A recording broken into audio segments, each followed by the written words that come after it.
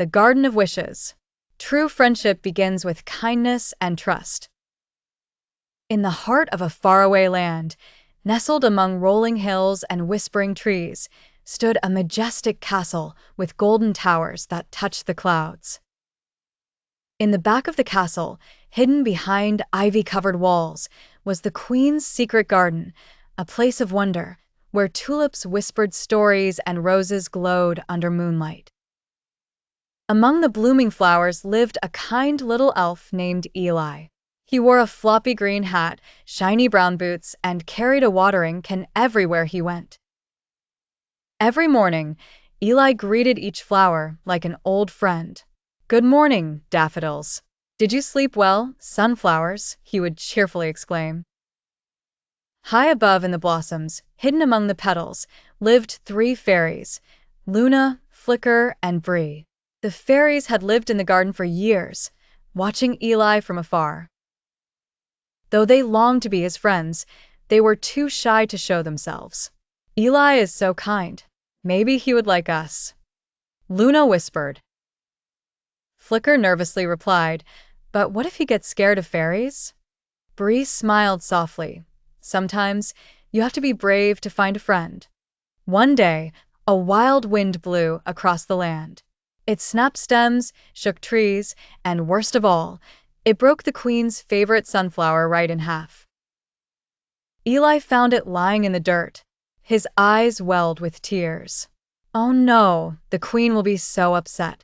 "I tried my best," he said sadly. He tried tying it with twine, propping it with sticks, but nothing worked. Eli sat down beside it, sighing deeply. Hidden among the vines, the fairies saw everything. "We have to help him," said Luna. "Yes, even if we're afraid," agreed Flicker. That night, while the stars blinked above and Eli dozed off under a daisy umbrella, the fairies fluttered into the garden.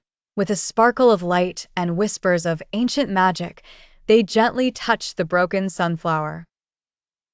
"Grow tall and shine bright," said Luna.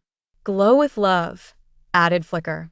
"Stand strong with friendship," finished Bree. The flower glowed gold, stronger and brighter than ever. In the morning, Eli rubbed his sleepy eyes and gasped, "What? The sunflower, it's glowing."